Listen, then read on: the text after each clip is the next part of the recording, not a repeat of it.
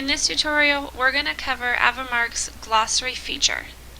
Now, the glossary is probably going to be one of your biggest assets in being paperless.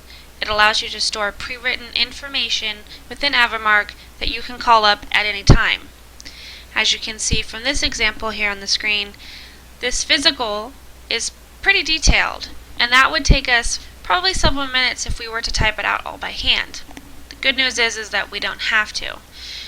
By using some quick codes and some shortcuts on the keyboard, I can pull up this physical within my objective field at any time and then edit it as needed.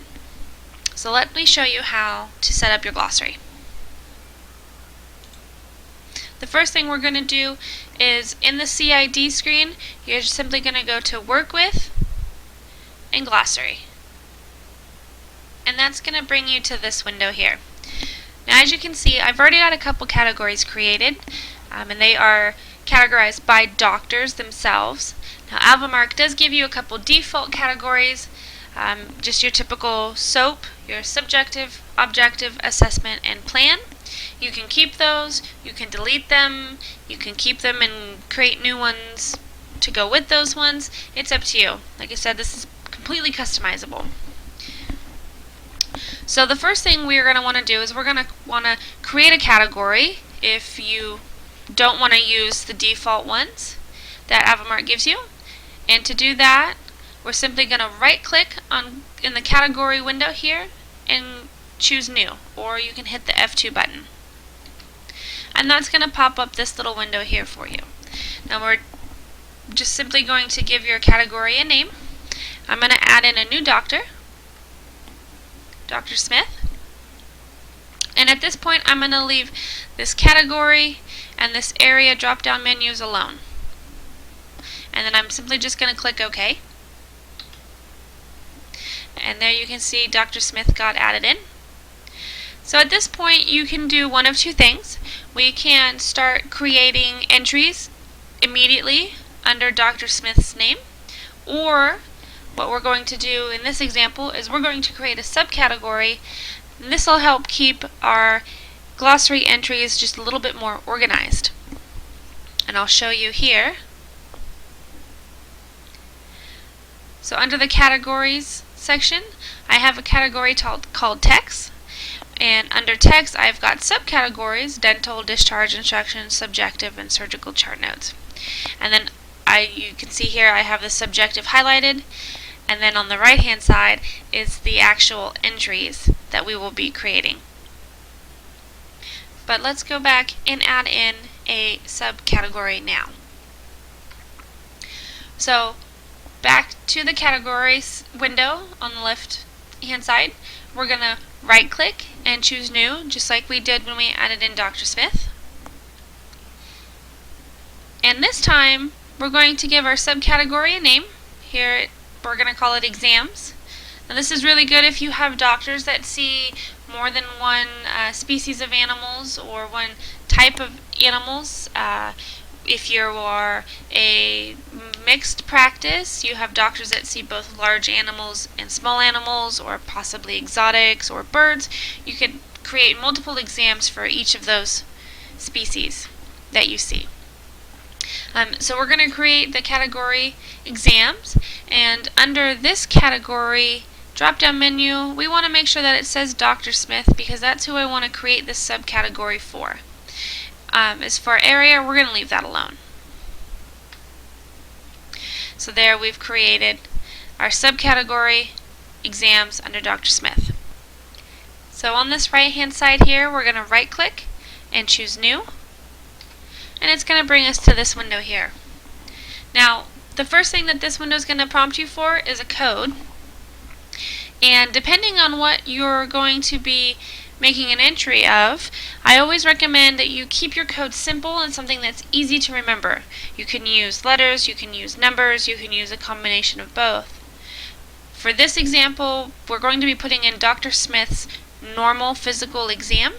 So the one thing that we found that's been really helpful is by using the doctor's initials for their normal physical exam. Their physical exam is something that they're going to use really frequently. It's going to be used not only with their outpatient visits, but as well as their in-hospital visits, any hospitalized animals, surgeries, things like that. So it's going to be an entry that's going to be frequently utilized. So we want to make sure that that code is going to be something that's going to be easy for them to remember. So we like to use their initials. So here you can see I put Dr. Smith's initials. I just gave it a pretty simple description, and it should say here under category exams because that's where we listed it under. And then I had them type up this physical, and this is just a normal physical as if they were seeing a completely normal, otherwise healthy animal. So once I hit the OK button, it's going to save it in here under Dr. Smith, under Dr. Smith's exams, normal physical. So now let's utilize this, and I can show you what we've just done. So the first thing we're going to do is we're going to open up a medical condition record. And depending on what I'm entering in, I'm going to pick my field here. So for instance, I've picked the objective field since we just wrote up a physical exam. And I'm going to type in the code of that physical exam that we just did. Now remember, we used the doctor's initials, which were JJS. So I've got JJS typed in the field box here of my objective, and then I'm going to hold down the Shift key on the keyboard and hit the space bar at the same time. And there's my physical. Pretty simple. Didn't have to do a whole lot of typing. At this point, all I have to have my doctor do is go in and edit any information that may not be appropriate to that particular animal that he or she may have just seen. Speaking of editing information, what about information that consistently changes from patient to patient? This is a template of some check-in questions that our staff ask clients that come in for just a routine outpatient visit. Obviously, every patient is different, every patient has a different story, but we want our staff to ask the same questions every time. So we developed a template of questions to ask, and you can see the little up arrows that are at the end of each question. What these do is by hitting the F12 button on your keyboard, it allows the staff to quickly skip from question to question and enter in the answers. So as they're talking to a client, they can enter in the symptoms. Why is the animal here?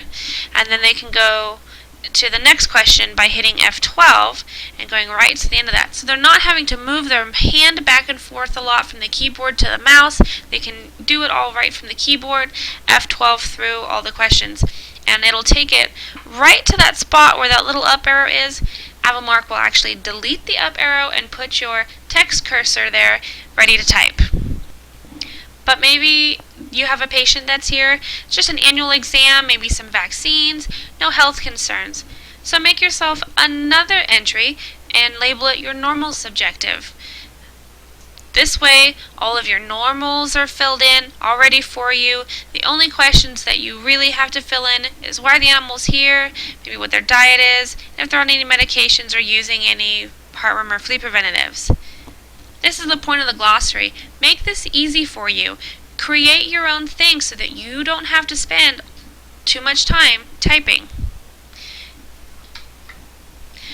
Here's another example of a spay. Obviously, suture material and size could vary in between patients and surgeries. So this is just another thing that we can just quickly enter in by entering this code 222 into our spay plan. It'll pull it right up, and then all we have to do is fill in the missing information, which will be unique to that patient. Surgical chart notes, this is probably my favorite part. We create entries for everything, even if it's just one sentence. It beats having to type in a sentence every single time, and if you're doing multiple patients or you're writing up multiple charts, you're basically typing in the same sentence over and over again. And you don't have to. Create a glossary entry for it and fill it in. So let's use an example here. IV fluids, IV catheter. So for every surgical patient that we do that gets an IV catheter, I would have to type this out every single time. And I mean, it doesn't look like very much, but it is time consuming, and after a while your fingers get tired. So we created a glossary entry for it, gave it the code IVF for IV fluids. Simple to remember. You can also use IVC for IV catheter, or maybe CAT for catheter. We usually try to keep the codes to 3 letters. Makes it way easier to remember. So we're going to type in this code, IVF, right into our plan, and all I have to do is just fill in this information here, which would be something like 22, right cephalic, started ringers at 40 mils an hour, and that's it. And then I've got all the rest of my information already done. Here's another example, induction. Again, this is just a very small, short sentence, but it really saves you a lot of time. If all I have to type in is IND, hit F12, fill in how many mils of propofol I gave my patient, and that's only, 5 clicks of the keyboard versus having to type this entire thing out. So there you have it. That's the glossary, kind of in a nutshell. I showed you how to create a category, how to create a subcategory, and how to make a glossary entry, as well as a couple ideas on how to get you started. So if you have any questions or anything, by all means, feel free to email me or visit the website. Thanks.